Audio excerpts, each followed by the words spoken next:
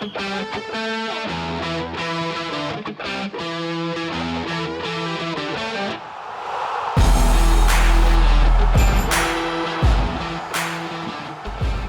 and welcome back to the Pursue Podcasts. And we're live from brand new studios, Kim. Yes, we are kind of like in the Batman scene where Lucius takes Batman down to the basement and the Batmobile is right behind us. It feels a bit like it for the ones watching this on YouTube. Yeah, for the ones watching this on YouTube, we've moved locations, and this is sort of a new start to the new season. And to get the new season started and to get everything going, we actually have a very cool guest on today's show. You have a remarkable college experience. Craig Rogers from Liverpool, England, started his college career at Cloud Community College in Kansas before transferring to Oral Roberts University in Oklahoma.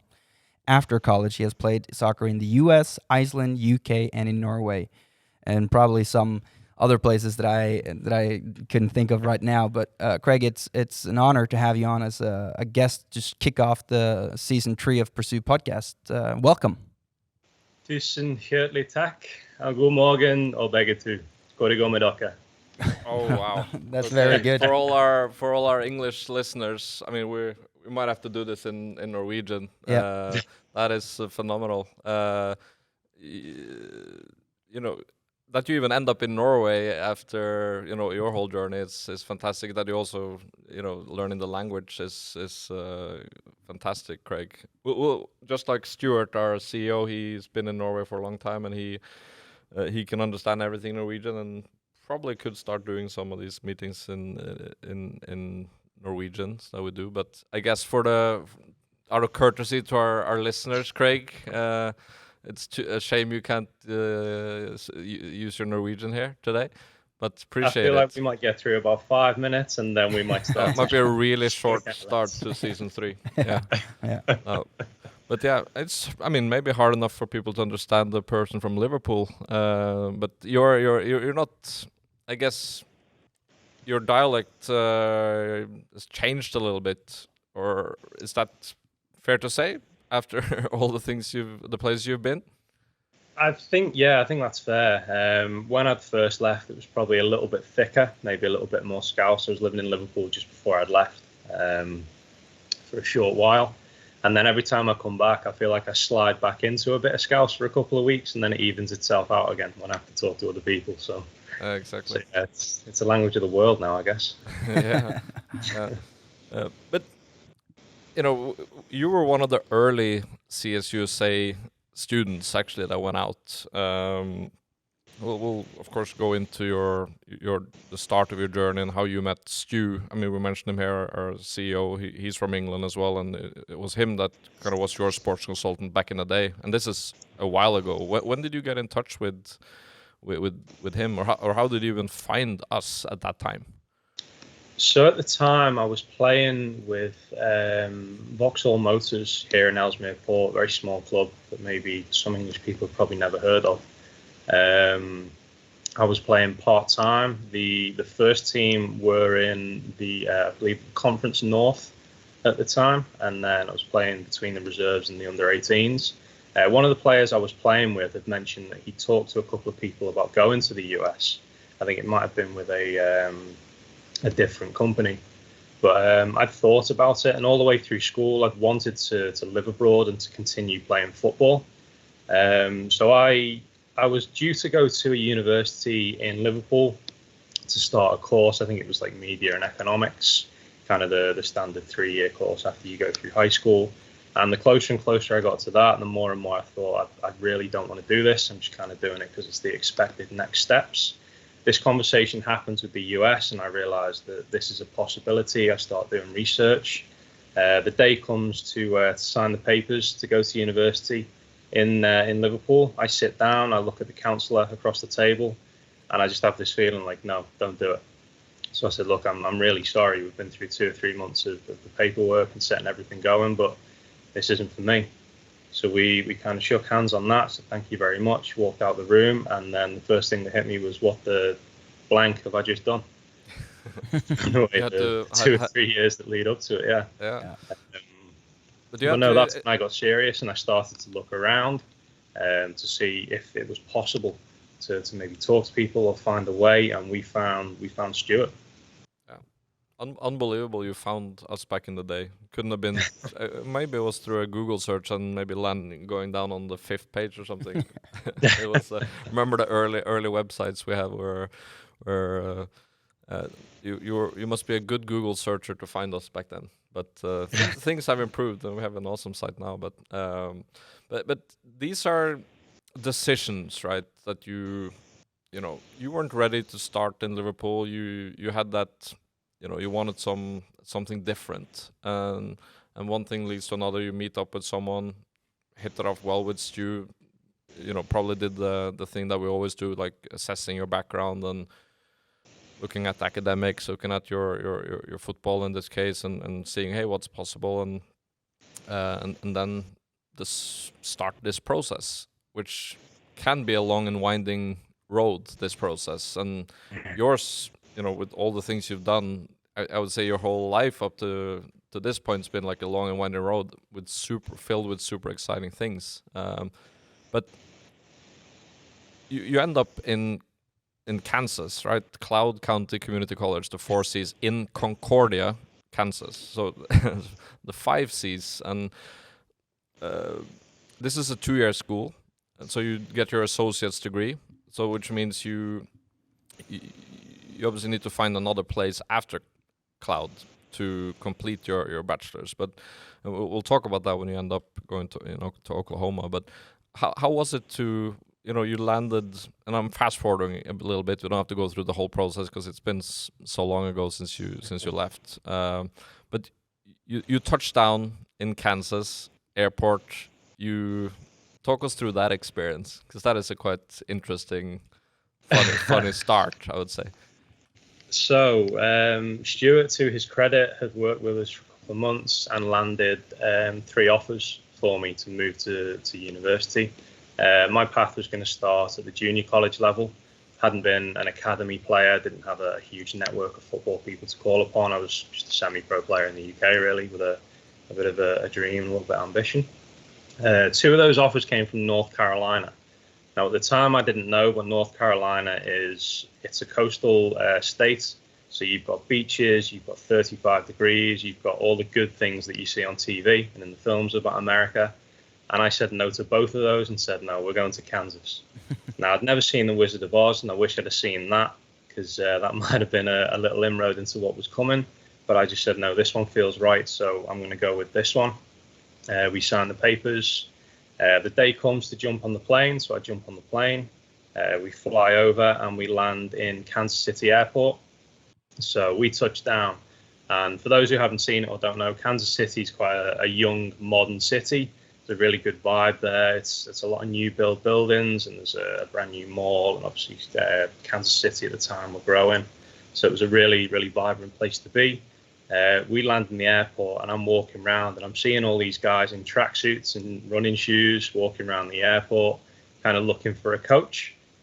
And it slowly dawns on me that all these guys are looking for the same person that I'm looking for, and he's not there, and we don't know what to do. And suddenly it's like, are you looking for Steve Given? Are you looking for Cloud? Are you looking for this? And we're like, yeah.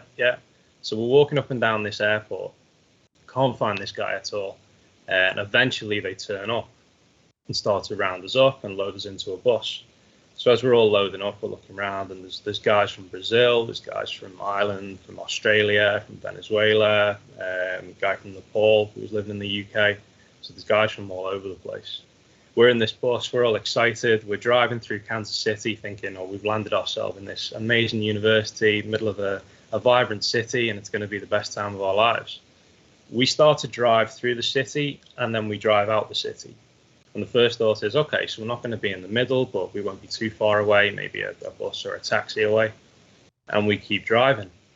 And the more we keep driving, the less and less we get to see. After maybe 30, 45 minutes, it's just cows and fields. So we're all starting to get a bit worried. We come up to another town, slightly smaller, but still a nice size of a town, maybe a small city in Wichita. And we think, okay, this is pretty good. We're not too far away from the big one, so we'll still be good. And we keep driving again.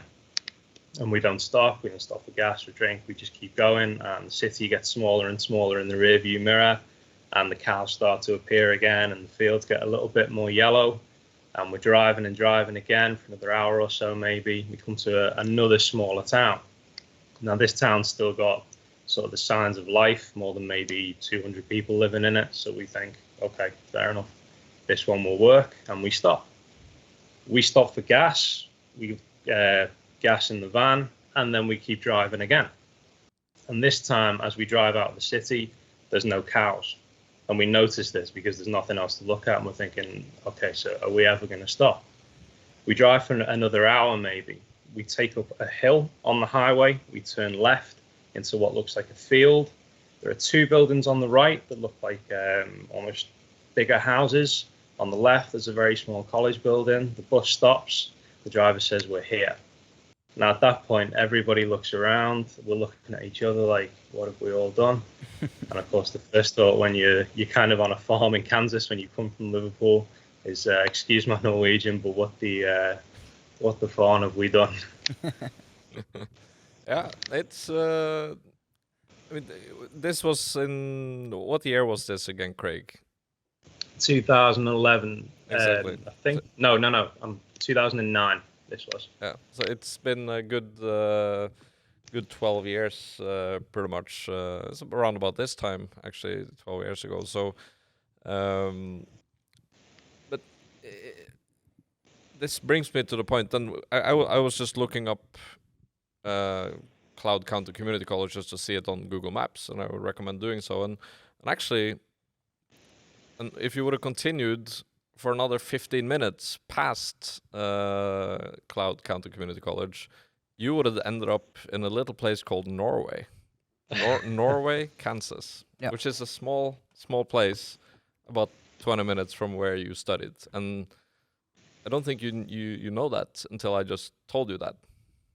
Talking before the interview, yeah, it's brand new to me. I had no idea up until now, but honestly, it doesn't surprise me at all. Considering everything that's come and the way things have developed over the years, it wouldn't surprise me if you told me there was a Norway 5 minutes outside of Liverpool right now. So Yeah, but I think you must have known in the back of your mind, and that's why maybe you ended up in Norway. Yeah, rumor says it that Norway, Kansas is the place to be. So you missed out on that one. But yeah, obviously, Craig, going from Liverpool and then ending up in a smaller area in Kansas at a smaller community college, how was that experience for you when you went off the bus and got the first few days in Concordia and in Kansas? How was the first few days there? So given the initial shock, I would say that extended to culture shock. Yeah. It's not something that I'd ever seen or experienced before.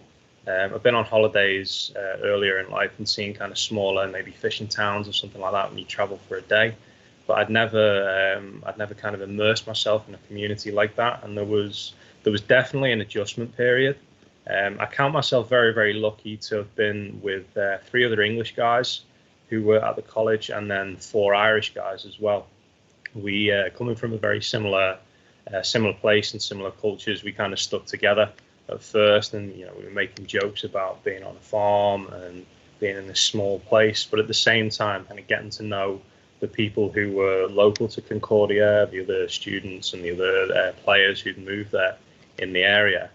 One of the coping mechanisms we had, if there was any kind of homesickness or you were missing family initially, was the English and the Irish guys. We would get together in one of the dorm rooms, and there'd be maybe flags and posters on the walls of places we've been or places and people that we know, and we'd have tea and biscuits in the middle of nowhere, Kansas. So we were one of the pioneers to bring that to the Kansans.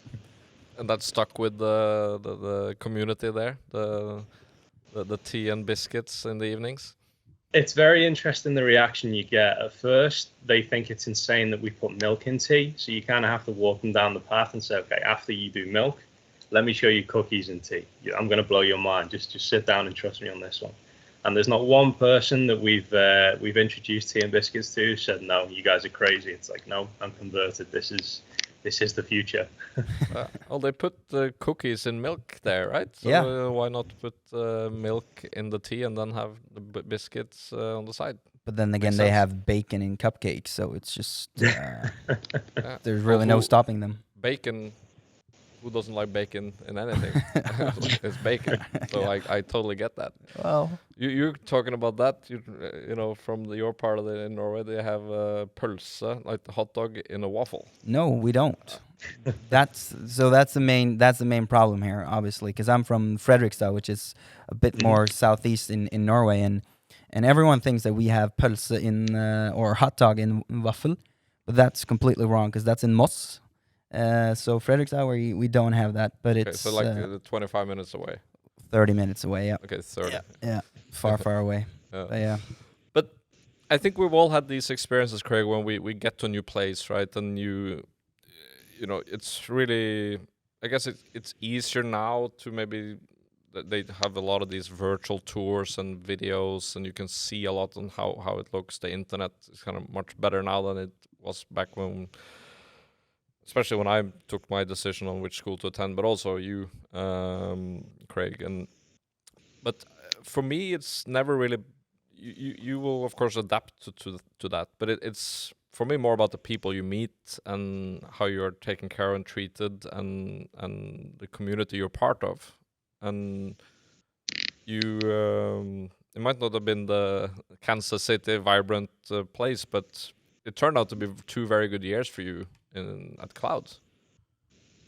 Yeah, absolutely. I really can't say enough or kind of frame it in the right words how much of a transformative experience both it was for me personally, but for the group of guys that were there. As I say, we were from all over the world. Football wise, we have very different ideas. Training sometimes could be it could be lively. Everybody had opinions on how maybe the team should play or who should play. And there was, I wouldn't say disagreements to that point, but a lot of discussion, a lot of maybe, oh, we should do it like this, we should do it like that. Through pre-season, we'd grown together, we'd learned a bit more about each other. We'd begun to develop an identity within the team, and that, of course, was being enhanced 100 times as we do things together off the field as well. Two things come to mind that were kind of the transformative moments. One of those would be coming into, I think it was the second or third game that we played in the conference. We'd had an argument at half time because we were losing the game, and it was like, oh, you guys are doing this, or it should be like this, it should be like that, whatever else. One of the guys, one of the Brazilian guys, Pedro, his name was, kind of stood up and said, look, we're all bringing these qualities, but we're not putting them together. Like, we need to focus on this. Mark, who was the captain from Ireland at the time, he was like, no, you're exactly right. Like, we have all the skill in the world. It's something that Bernie had said, actually. Why aren't we putting this to good use? And we went out in the second half of the game. I think we'd scored 3 or 4 goals, turned the team over. And through the half, you could feel the energy in the team change. It was kind of like, well, these are my people. These are my family now. So I will fight for them. I will do everything I can to support them. And then that translated off the field as well. As I say, it might have been a little bit cliquey to start with. The English and the Irish guys would do quite a lot together. But one of the nights in the dorms, the Brazilian guys and Brazilian girls who were playing on the volleyball team there had their kind of music instruments out, and they were playing music. And we kind of wandered over there, and one of the Irish guys was a guitar player. He was already in the room. And they started playing a song called Mashkinada. And as they were playing, we kind of wandered in, and then we were past kind of basic instruments like maybe a tambourine or a bucket to bang a drum on.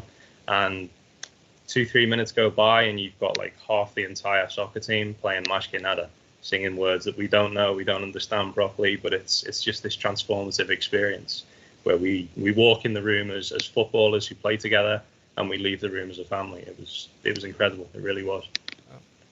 Amazing to get that like the band of brothers feel, and not just on the soccer team. I mean, you're talking about the volleyball players, and of course there's a lot of students on this campus. You say, yeah, you're still a bit in the middle of nowhere in Kansas, but a lot of people come there for a purpose. they want to play their sport. Some are just regular students. I mean, you're all studying, and of course the social part and to grow and learn, incredibly important.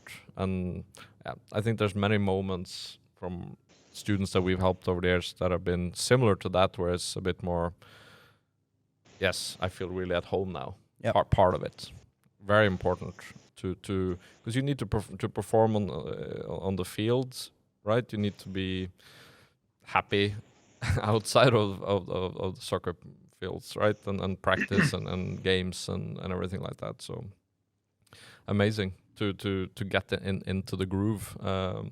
But we'll fast forward a bit, Craig, because we could talk all day about Cloud and everything that's happened there. But you needed to progress from Cloud. It was a 2-year school. You get your associate's degree.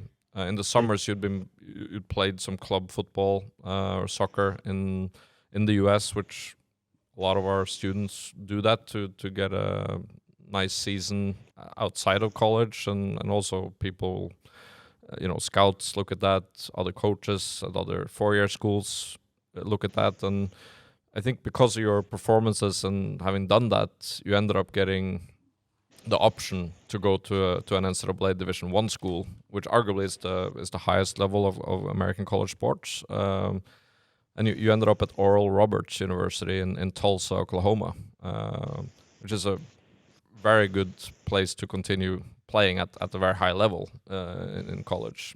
How was that? So I discovered the PDL the first summer that I was in the US, but I'd left it too late to kind of explore those options. So I came home the first summer, but when I knew about it, I'd kind of done the research and decided this was something that I wanted to do. Aside from being in college and having these great experiences with people from all over the world, I went there to kind of push myself to the absolute limit. I went out with an open mind. I said, look, I'm just going to give this everything I've got and see where it takes me, to be honest. The PDL looked like a great opportunity for me to get more exposure, more than sort of 5 fans, a couple of chickens and a cow watching the games at Cloud. So I went to Springfield, Missouri, the second summer I was there. And their coaching staff were from Peru, I think, and then the owners of the club, being in the US, were very well connected with colleges, obviously for the recruitment of players for the summer. So I had a couple of conversations with them and said, I'm in a junior college right now. My path leads kind of to an NAIA school, which, with all respect, they were top 10 in the nation at the time, and they were flying. They were a good team to go and watch. And I was looking forward to playing for them, but inside of me, I said, well, I've come here to give it everything. I feel like I've only done this in kind of rural Kansas at the moment, so let's push this. The PDL games were all over the country, really. The longest trips we took were north of the border to Canada. We were in vans for kind of 15, 16 hours, which I wouldn't recommend to anyone if you can avoid, but sometimes necessary in the US. And I guess my performances that season had made an impact on the owner, Chris. He had said he would have a couple of conversations. And then I took a phone call from Steve Hayes, who was the manager at ORU at the time. He said, come down for a visit, come and see what you think about it. We'll have a chat. Went down, trained with the guys, spoke to him. And then I guess from the first minute, it felt like the right place for me to go. So I was sold. And from there, I did everything I had to do to make that happen. It is talk about the differences of course, a smaller 2-year school to not a big Division 1 school, because it's a private school. Typically, the private schools are a bit smaller. So I think like 4,000 or 5,000 students, kind of similar to actually the school I went to. But much more resources here, and more spectators, more support around it. Probably better and bigger facilities. Yeah, well. Absolutely. Yeah. I think the school was around 6,000 or 7,000, so we'd gone about maybe 10 or 15 times bigger. But definitely the funding for Division 1 sports is insane. Just to put it in perspective, from Cloud, we had a gym in the school, we had the soccer field, and then a running track to train on. I went to ORU. We had an indoor facility that we could train in all weathers. We had 2 gyms, one just for the athletic teams and then one on the campus, which is pretty big as well. We had access to nutrition, to training plans, to personal trainers. We had basically the professional environment. I remember walking kind of through the door. It was a little bit late for the first season that I'd gone in, but all these things were just there, and you were taken to a meeting and go, this is the guy to talk to if you want to go in the gym, this is the guy to talk to if you need to fix your diet. And suddenly all these things were at my fingertips, and I felt like I'd died and gone to heaven, to be honest. I was given everything that I'd needed, and I was given a 3-year window to utilize, basically, as I say, a professional environment and professional people to really elevate myself. Because it is important to think then back to, you weren't probably at the soccer level needed to come in straight away to school like Oral Roberts. So you obviously developed and you did well over the 2 years in Kansas and also in the summer playing the PDL. And then this, you really earned the right to get a scholarship and then come and compete in this environment. I think that's the theme going, throughout your whole journey, even after college, that you just like to go for things, Craig. You set your eyes on something and, you turn down Liverpool University and you turn down the other school in Kansas that you could have gone to because you wanted something more, something different. Yeah, I guess speaking a little bit more broadly and maybe a little bit more profoundly, it's the approach to life that I love, to be honest. I really do get a thrill and a sense of achievement if I pick something that might be a little bit out of reach, or that you might set your targets and people around you say, oh, you're really reaching for something, you're setting your sights too high, maybe you shouldn't, maybe you should go for something a bit more achievable.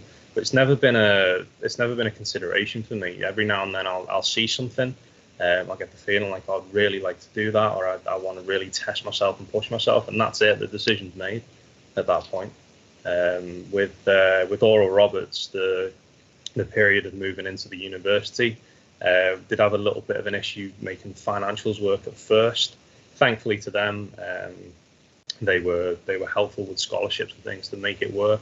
For the first 2 weeks of pre-season and then the first week, I think, of classes, I wasn't registered, so I wasn't able to go to class or to train because the paperwork wasn't done.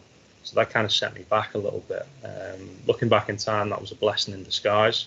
The first year at ORU physically for me was very transformative. I was able to do a lot of gym work, a lot of fitness work, and I could get my body into the best shape it had ever been.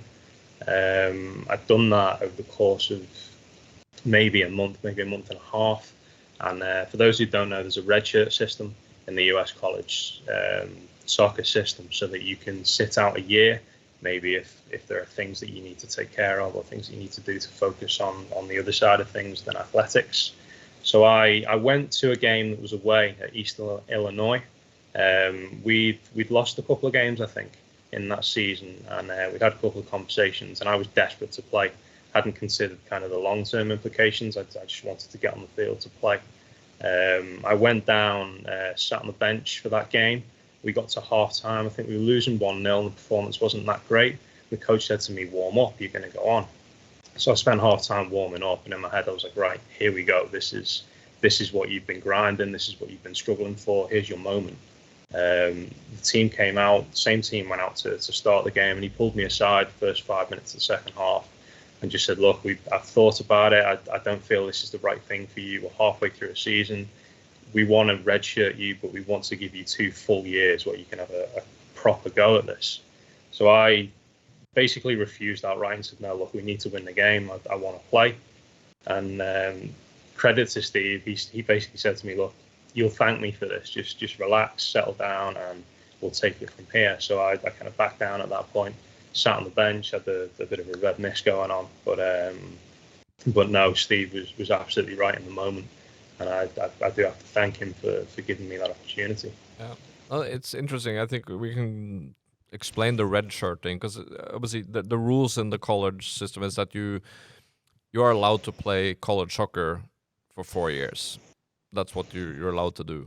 But this red shirt system, and this is used on different occasions. You might have a medical red shirt, meaning let's say you get injured and you can't really play hardly any games or competitions in a season.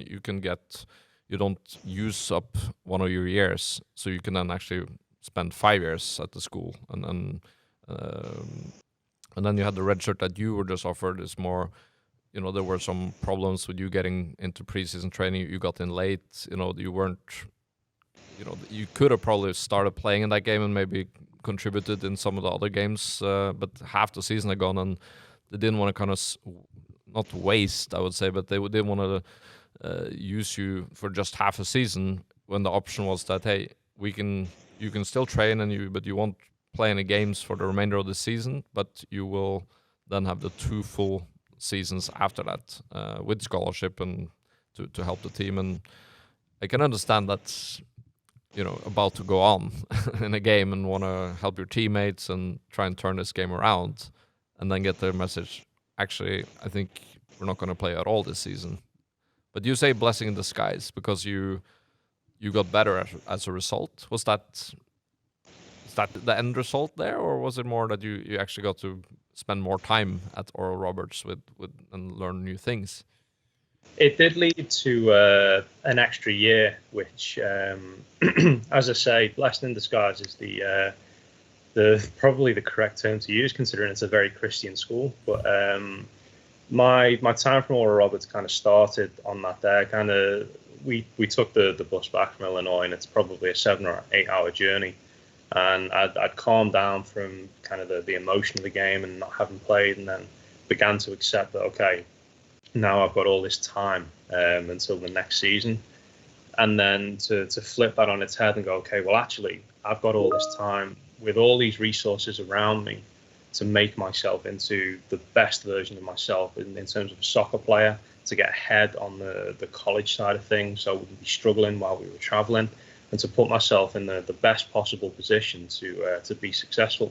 And that's kind of what I trained my mind on from that point. The indoor facility that we had was open till around 1 in the morning, so I'd make sure every night that was possible, probably 4 or 5 times a week, plus the weekends, I'd get out there with any guys who'd want to go, be playing 2v2 games. I'd just go out with a bag of balls myself, take free kicks, do shooting, just do anything that I could to improve myself, kind of the extra 1% on that day, and just do that consistently. It's something that in football helped me a lot. Of course, in the college side, it definitely helps if you're using your time to kind of prepare yourself best for classes or for maybe a test or something that's coming up.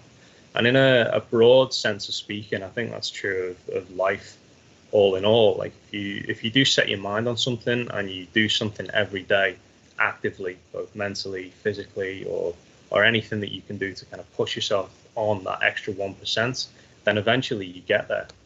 If you're going to push and fight for an opportunity, it will present itself at some point. You have to put yourself in the best position to walk through the door when it opens. Yeah.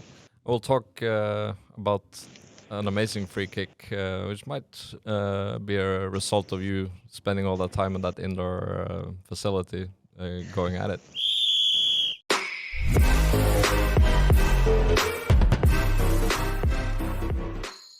All right. You did eventually get to play some official games at Oral Roberts. You had 2 great years with that. But you were studying here. We haven't really talked about that. And you in Kansas, the first 2 years, and you did your associate's degree. You did a lot of more like the general science or gen ed classes, they typically call it. Obviously it's a bit more broad than probably what the degree you would have gotten at Liverpool University would have been, because then it's kind of straight into the specialization of what you want to study. But in the US it's a bit more broad, and you've done a lot of those classes. So at Oral Roberts it was psychology and pursuing that bachelor's degree. Why did you choose that? To speak completely honestly, for the psychology choice, it's something that I'd done in 6th form in the UK, which is kind of the 2 years before university. I'd really enjoyed it, wanted to continue studying psychology. The people and human behavior have always fascinated me on an academic level. So it's always interesting to learn more about kind of theories and the way people perceive behavior and things like that. But I've been through kind of some interesting times in my personal life, and particularly in family life. And psychology was honestly a way for me to kind of work some of those things out. It's one of the main motivations that I had to continue through. But yeah, it's given certainly a lot of life skills that I've taken from that. Thoroughly enjoyed studying the subject itself, and met probably the head of the department there. Oh, you might be the smartest guy I've ever met in my life. This is a guy who obviously at a very Christian school knows the Bible word for word back to front, knows the textbooks that he teaches back to front, and can pull up kind of anything. He's almost like a human Google for psychology. Guy was fascinating to learn from.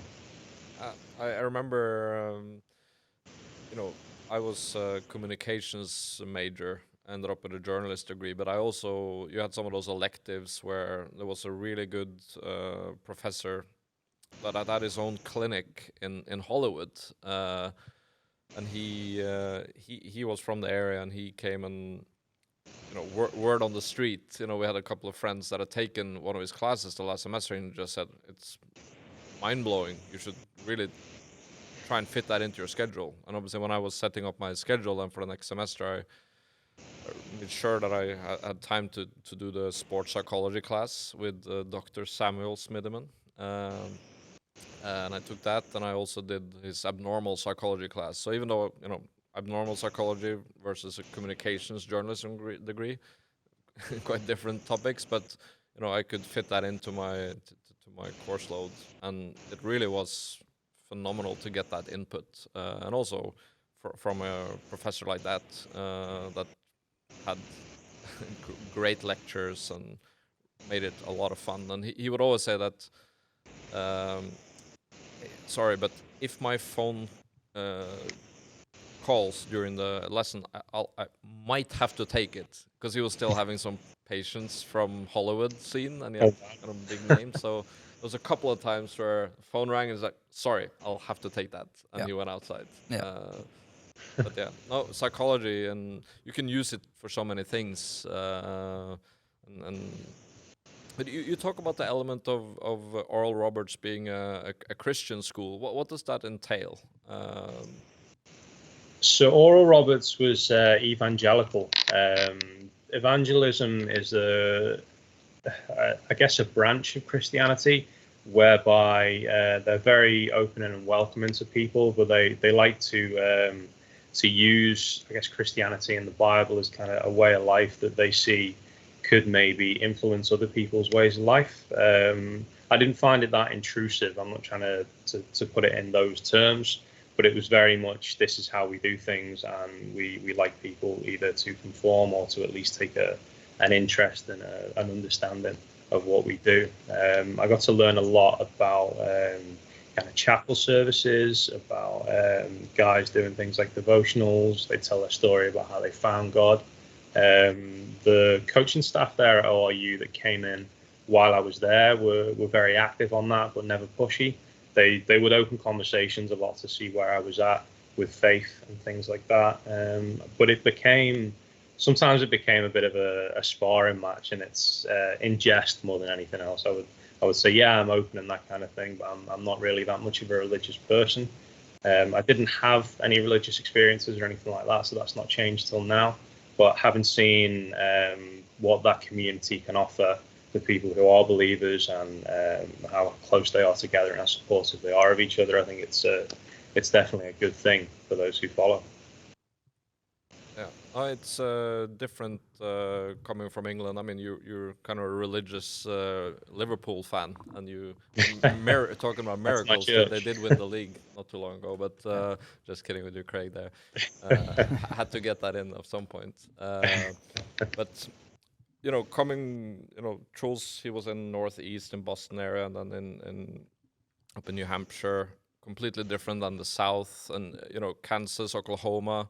It's a bit more in the middle. It's about people should look that up on the map, but it's maybe 10 hours down to Houston in Texas, which is on the in the Mexico Gulf, but it's quite in the middle, and it's still part of the South, and there is much more faith and religion.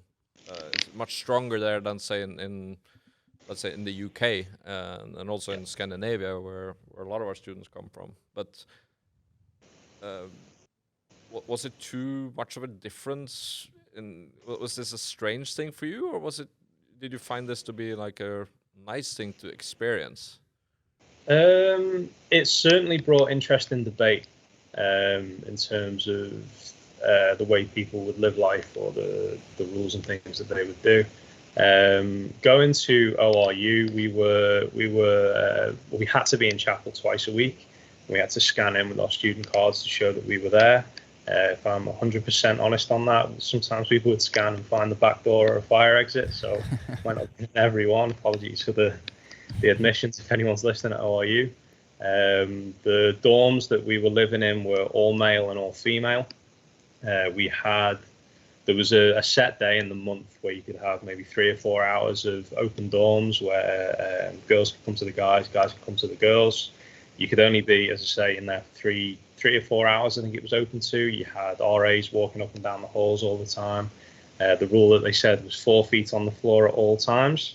As far as I know, that was followed, but as I say, I can only speak for myself in that arena. But yeah, it was very much rigid in how they set kind of life out.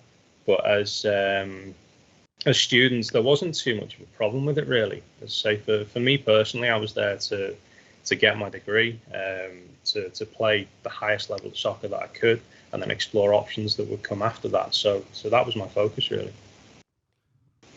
I think you're talking about the chapel service, and we have students that have gone to schools that have this requirement, and it's a lot of inspirational speakers, and you can learn a lot in those sessions.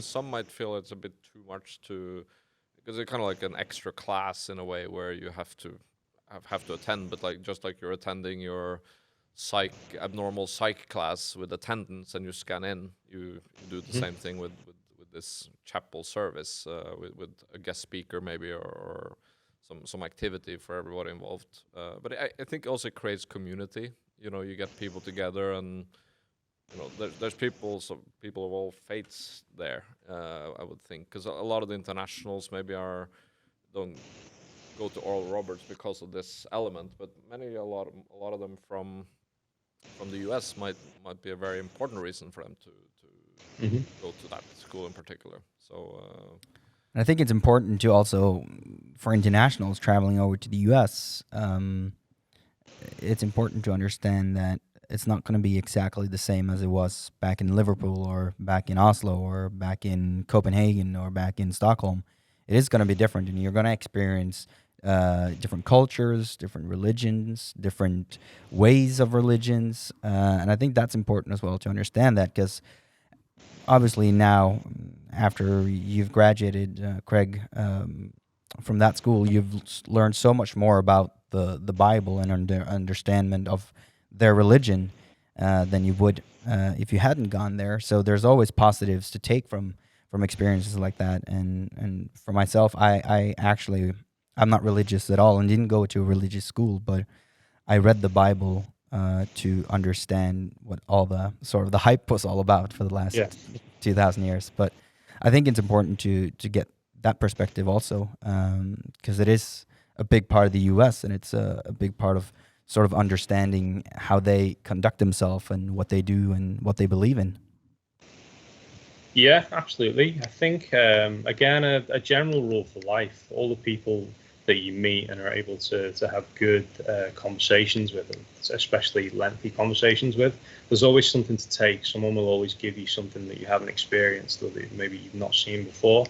And you never know where those conversations might lead you or might open you up.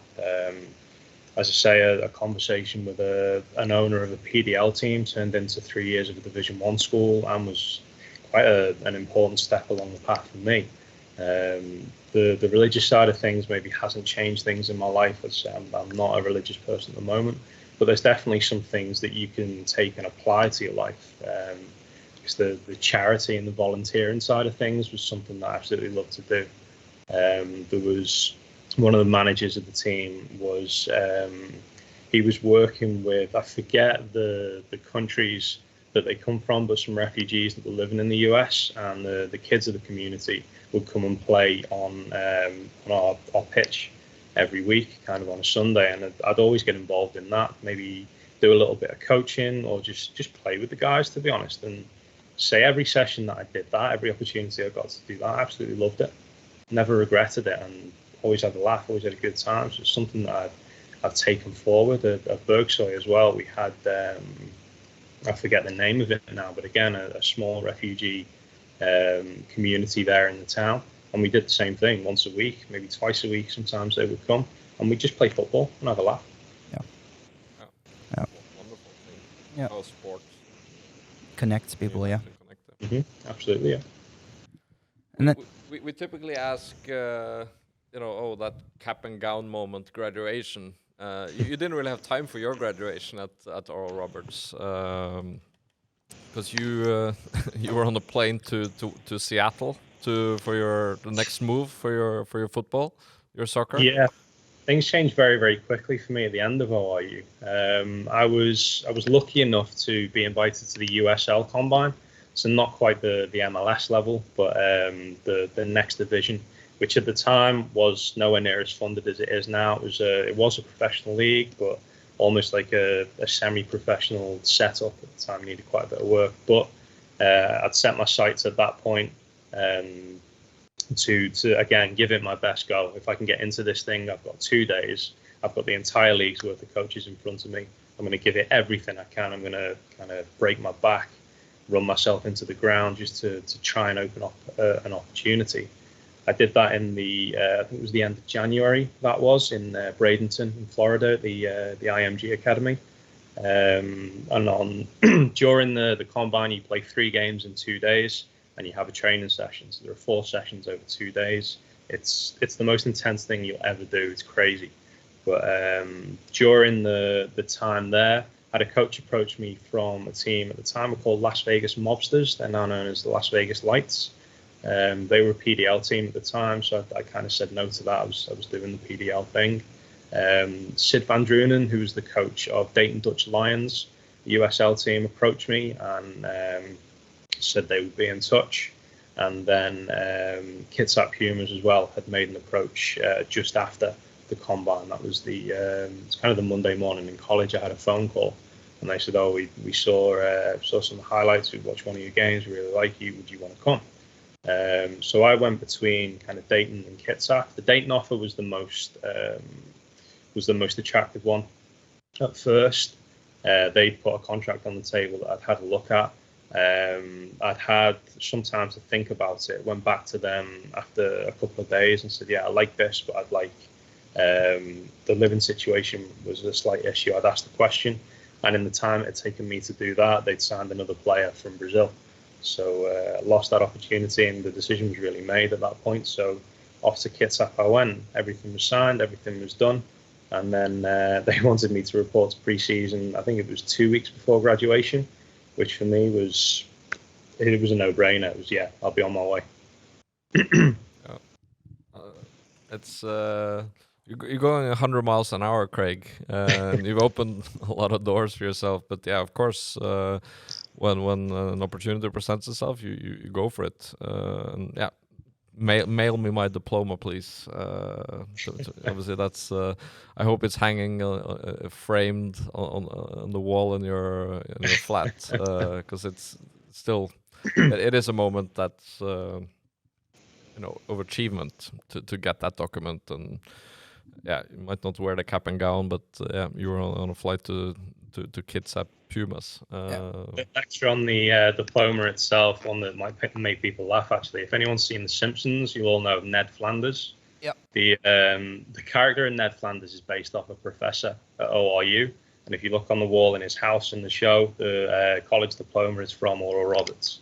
Okay. I completely set up one of them. Yeah. That's a fun fact. Everybody's going to be Googling that. Yeah. But yeah, just to get people understanding of USL and as you said, it was sort of a low-funded league back then, but since they've had players like Joe Cole, Didier Drogba, Raul in New York Cosmos. I think Joe Cole was in Tampa Bay Rowdies, and Didier Drogba was in. Keep forgetting his team, but he bought a team somewhere in the U.S. But obviously the USL has become a much bigger league and has gotten a lot more funding in the past few years. So that's a huge achievement there, just to be on the USL-combine and experience that, Craig. Yeah, I say I counted myself very lucky when we went through the paperwork and everything to register for that. I was still like, well, something's probably going to change, something might go wrong. I don't feel like this is for granted. I wouldn't go as far as saying imposter syndrome. I was too focused on trying to take the chance more than anything. But yeah, when the time came and I was there, I was playing with guys who would go on to play in the MLS, guys who played for the best colleges in America and maybe not quite made the MLS combine. So it was some good company to be in, to be honest. And I thought, oh wow, if I can put my mind to sport in college and get to this point in a professional environment over maybe 2.5 years, having not been an academy player or anything like that at home, then what's possible next? How far can I take this?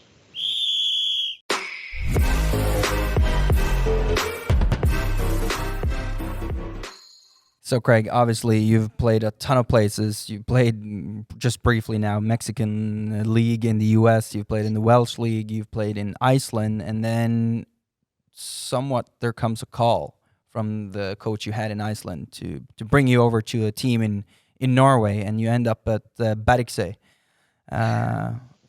Yeah, tell us about that. I guess to try and put a couple of years into a very, very short kind of picture for that. At Kitsap, I broke my foot. Wasn't able to get fit before the end of the first season, and at that point it was thanks very much, but we can sign someone who is fit and can play. So I left Kitsap. At that point, I was going to struggle to find a new club and to kind of keep my visa alive for the US. I'd moved after I got fit there to Jacksonville, in Florida. I was living there for a little while, training with a club that became Jacksonville Armada, playing for their under 23s, and just looking around for what was next, to be honest. I happened to meet a guy who'd been and trained with a kind of like what you call, not an agency, but almost like a representation company called Soccer Visa, and that's where I met Joe Funicello, who's a fantastic guy. If anyone's kind of looking for the same path, I would definitely say check them out. But I worked with him. I went to a couple of their combines, trained in front of some Scandinavian coaches, got into a conversation with, get the guy's name now, to apologise on that, but one thing leads to another. On the beach in Jacksonville, 35-degree heat, got a tank top on, lovely tan going on, and then I get a phone call and say, Thor in Iceland would like to have you for a trial, and they want you ASAP. So, okay, straight back to the apartment, start looking for flights, and the next thing I know, I'm jumping on a plane in Orlando to fly to Boston, to fly to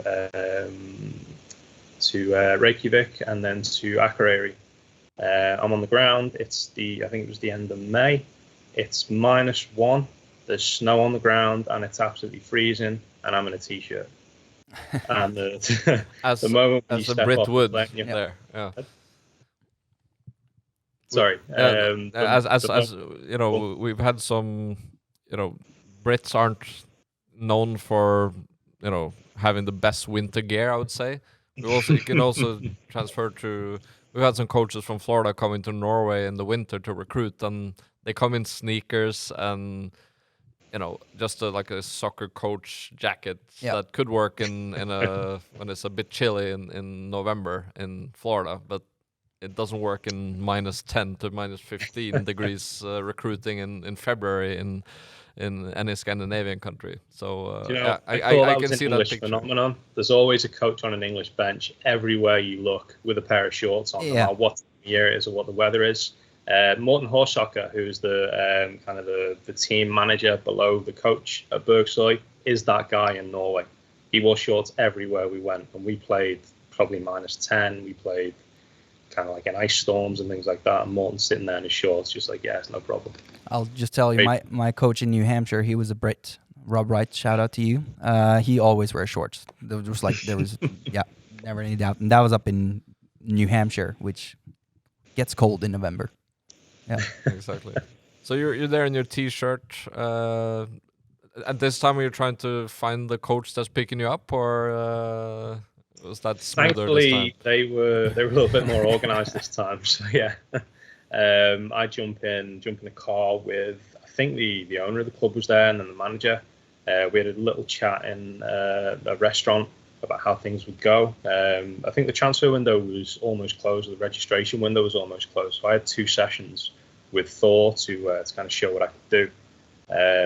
The first session was somewhere around 12 or 14 hours after I got off the plane. I've been traveling for about 24 hours by the time I touched ground in Akureyri. So went into those 2 sessions and tried to do everything I could to convince them. But unfortunately, Thor didn't work out for me. Wasn't quite of the level over those 2 days, which, hands up, no problem at all. But they said to me, look, we like what's happened. We've seen something in you, so we want to send you to another club in Iceland. They gave me kind of the contacts of Peddi Christiansen, who was the manager of Dalvik at the time. He gave me a call and said, this is how things are here. If you want to come down and play, no problem. So I talked to him, went down, did a little training session, and then signed on the day. So that was the next step for me. It's unbelievable how you just packed up your bags from Jacksonville and just went to Iceland, and yeah, I'll give that a go. And then, I mean, you end up in Bergsøy because of your coach in Iceland, and he brings you to Bergsøy. And this is on the west coast in Norway, in a small place. It's probably like, how long from Molde? Molde is the city where Ole Gunnar Solskjaer, for all the, I mean, yeah. He's not a hero of yours, but most people know who he is. And he's, maybe a couple hours. I think it's about 3.5 3 hours. Yeah. So, but it's the most scenic, beautiful, picturesque area you could imagine, and you end up spending close to 3 years in Bergsøy, playing, and you're also working for the club with the academy, and it was such a challenge for you to kind of just do that, and that you actually ended up staying there that long. I'm impressed by that. You must have been taken well care of and integrated well. I mean, we know your Norwegian is good now, but yeah, absolutely. I can't say enough good things about Bergsøy, to be honest. Another blessing in disguise. I'd gone back to the UK after Iceland. I'd signed for, I think, Warrington Town, team I played for before, all geared up for the season. I think I played 1 pre-season game, and then my phone went, and Peddi called me up and he said, oh, we have a club in Norway who want to sign you. Do you want to go? And I said, yeah, absolutely. Did kind of the same thing as Kansas. I said, yeah, I'm going to go. And then put the phone down. I was like, okay, where am I going? Didn't do the homework, didn't have a look. I was like, you know what, it feels right, it feels good, I'm going. Called Warrington and said, look, sorry guys, but I'm going to bounce on. And thankfully the coach there was someone I'd known growing up through football as well. And he said, look, it's a great opportunity, you need to take it, so go, no problem. So I jump on a plane, and then a bus, and then probably a horse, a canoe, another bus, a ferry, and then a taxi. And finally get to a little island called Fosnavåg, or a little town called Fosnavåg, I should say. Unbelievable. Yeah. Because, you're talking about Kansas, Concordia, Kansas being a small place. I mean, this is also a small place, but it's not flat. There's no fields. This is, in the fjords, it's mountains, it's steep hills. It's the opposite of a flat Kansas. But still, it's a small place. But again, you're taken care of. You integrate. You meet great people, and it kind of brings me back to that. There's a Norway 20 minutes outside of Kansas, outside of Concordia and Cloud County Community College. So there must be something there, Craig. Something something. You're talking about the Those blessing from things- the skies. I think there must be some sort of link. Those themes seem to run through my life at the moment, so I'm afraid to look around and kind of look at any signs that might be guiding me one way or another. Yeah. But as I say, with Bergsoy, it was a very community-centered club. The people of the town, their kids would play for the club. So being in the academy, you would know pretty much everyone in the town. Everybody went to the same places if they were, say, going out on a Saturday night or going shopping in the week. So you got to know everyone really, really quickly. And I was accepted from the first minute. I was looked after as almost like a guest of the town is how I felt. The club itself at the time when I joined were quite ambitious as well. It was a good project, and again, it was everything I needed to throw myself at it. To be honest, but everything here to train, everything to get myself in the best condition to perform for the club and really push to try and achieve something for this community. Yeah. And you were an integral part of probably the proudest moment in that club's history. Maybe that's taking it too far, but I think It's got to be up there. It's got to be up there, no doubt. I think so. In the past, they'd had a couple of successful teams that they talked about while I was there, and I had a couple of probably late night conversations with some of the guys who were full-time players there, particularly the leadership there. There's an atmosphere and energy about Bergsoy that is. It's hard to describe in words. It's a feeling that you get when you're there. And like this is something bigger than it maybe presents itself as. To say that there was a budget, there was attraction from investors to go in there. They built a fantastic stadium for the community, and they had the grounds to really do something to achieve something big. And I found myself in this team that was basically tasked with delivering something like this. Unfortunately, we weren't able to push through to the second division, which was the goal at the time. But the cup game, yeah, unbelievable. To put that in a phrase, it was what I went into football to feel and to achieve. I got everything that I'd been grinding for and working for on that day.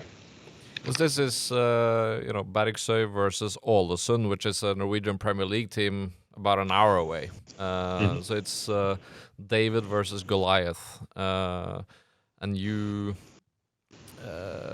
it's a tight game. They're up 1-0 at halftime. Then fairly late in the game, there's an equalizer. I think in the maybe 76th minute equalizer, and lo and behold, you get a free kick, and David Beckham of Cloud County Community College or Roberts of Liverpool is stepping up to take that, and it's an absolute screamer, and it gets a lot of attention in national media, of course, and you beat them, they're knocked out of the Norwegian national tournament, so the FA Cup. Makes big headlines. Must have been euphoric to be in that situation. It was absolutely insane, to be honest. The game itself, when we started, we were under the cosh from the first minute. They were throwing everything at us, and we were 10 men behind the ball, kind of Mourinho ball, trying to survive. Their first goal came from a player called Junaid Mead, who played for Arsenal. He scored, I think it was about 25, 30 minutes into the game. And at that point, it was like, okay, we need to survive here. So let's do what we can. We got through to half time at 1-0. Felt we still had a chance, but there was again like an atmosphere or something about the game whereby if we can hold it at 1-0, we'd scored a lot of goals from corners in the league. We were good with set pieces. We might get a chance here. So let's do what we can. Second half was a very, very strange half of football. We grew into the game as if we were another Premier League team playing Iceland. We had players who played at a higher level. Franjo played for Croatia's under-21s. He was our big number 9. Pierce, who was a midfielder, played for Lithuania's youth teams throughout the ages. We had a couple of the guys who played higher in Norway too. So we began to kind of take the game to Ålesund. The energy of their team had changed. Bjorn Helge Riise, who was Jon Arne Riese's brother, was playing in the game. And seeing him argue with one of their centre backs and kind of really going at each other was a moment of like, okay, we've got these guys rattled. We had maybe 1,000 fans in the stands who were singing songs and getting louder and louder, and there's drums banging and all that kind of thing, and it's building towards something. We get a wide free kick on, let's say, around 70 minutes, I think it was. I put that into the box. Franjo flicks it on, something we've done in league games time and time before, and he scores. And when that goal goes in, the whole game flips on its head. And suddenly the energy's pulsing through us. We're playing through Iceland. We're passing around them. We're the better team on in the last sort of 15 minutes.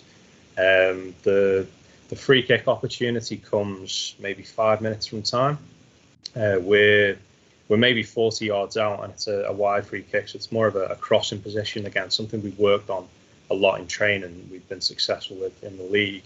I should interject here as well. I'd had a free kick in exactly the same position for Cloud in a conference final and hit the crossbar. I've seen the video of that since, and it's really strange, the position and kind of the placement. But yeah, we'd lost that game 2-1, hit the ball last minute, and the whistle goes. But here I am in this position, and I look at the group of players to kind of choose where I'm going to put this ball, and I look at the goalkeeper, and the goalkeeper's a good maybe 5 or 6 yards off his line, expecting a cross, and he's too far to his far post. So in the back of my head, I go, I'm hitting this, and I didn't think any more on it. The whistle went. I didn't look again. I just hit it. So I hit the ball towards the goal, and I'd gone for the near post. And as soon as I hit it with my foot, I thought, that's in. That's flying in. I have a look. The keeper scrambles. There's a good picture of him somewhere at full stretch, and the ball's just gone over his fingertips, touched the bottom of the crossbar, and gone into the goal. And at that point, I couldn't have told you my own name. There's probably a minute or two of my life that's missing. At that point, all kinds of things are going on, and I've got guys on top of me and on my shoulders, and there's a stadium of fans celebrating this goal that Berkshire had beaten Iceland, which maybe 1,000 to 1 chance before the game. We go into what was 7 minutes of extra time, which feels like an entire career's worth of football all on one day. The final whistle finally goes, and there's just this outpouring of emotion, like, look what we did, look what we've achieved, this little community on the side of a mountain in a small island in Norway have gone and beaten a Premier League team. I actually have the free kick up here, so we're gonna try and get that. Here you can see Kim as well, and we're gonna try and get that posted on our social media account when we put this one out. But it's yeah, it's quite a free kick. Phenomenal. I love the story, but it's this moment. I think there's so much more into the. You put so much heart and soul into becoming a footballer, just going places and saying yes to things and trying things, and this is a massive reward for that. So it's more than just a goal. It's more when you hear your whole story. It's okay. You know, this is like kind of a peak moment that you'll never forget.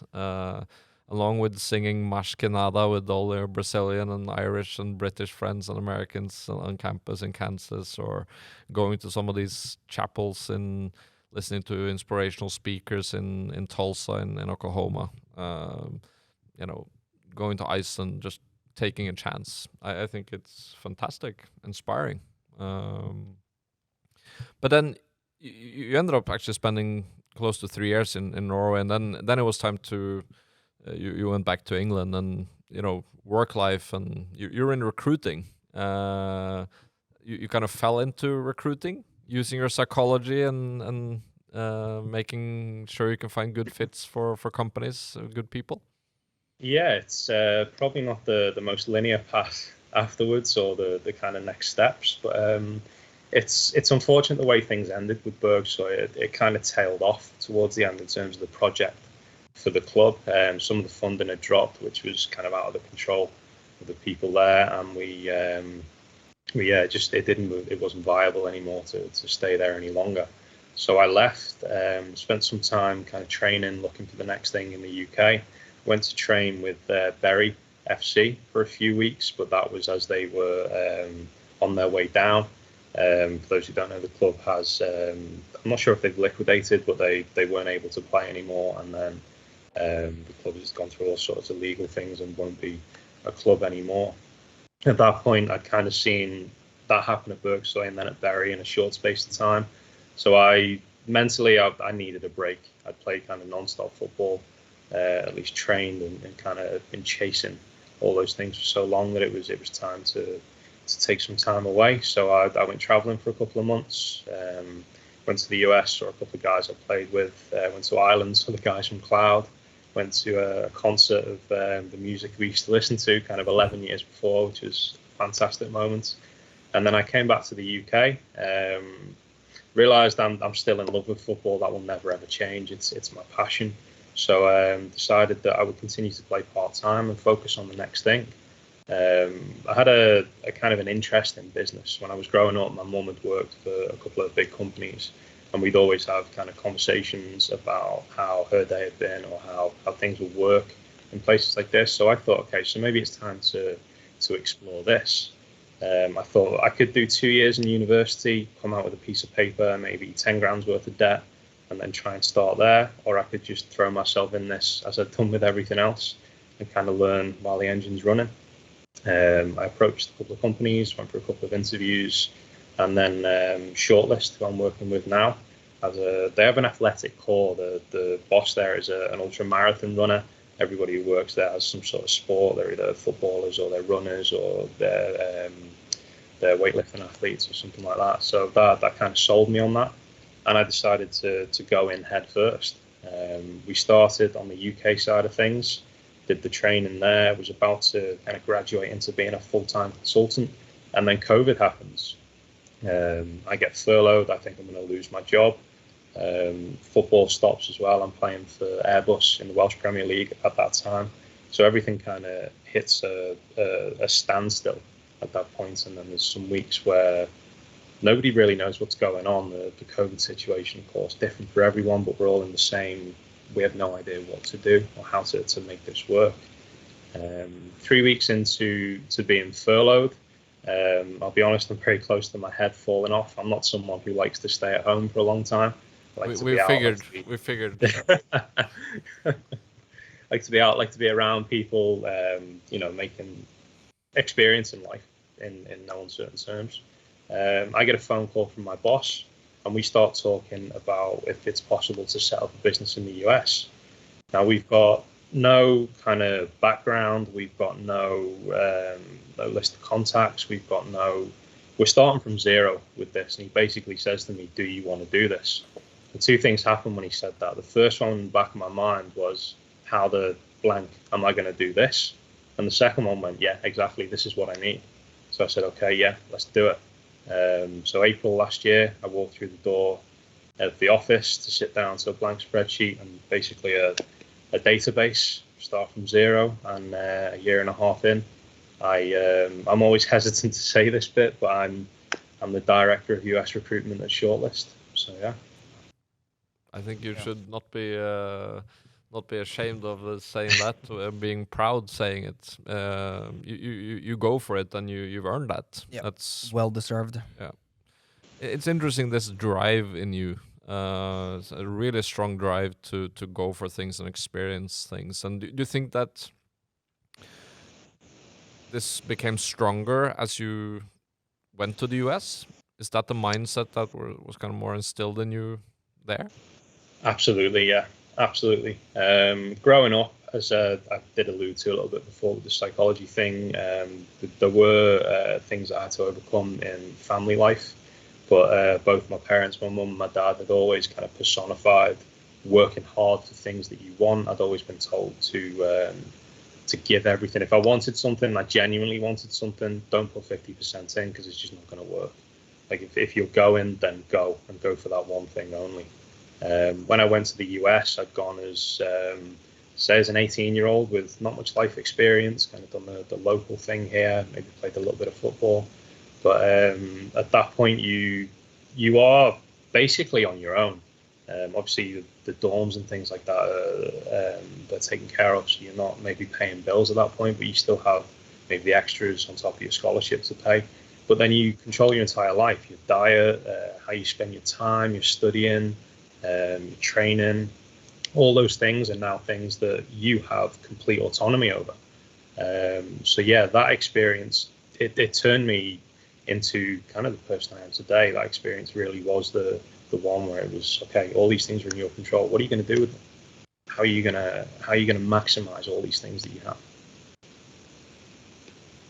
It's great advice to others out there that maybe have gone through their college journey and not sure what they want to do, or others that might be at the start of thinking about, hey, maybe the US route is the way to go. But I think you've opened up a lot of people's minds about the opportunities that can open up and the doors that are opening if you just go for it.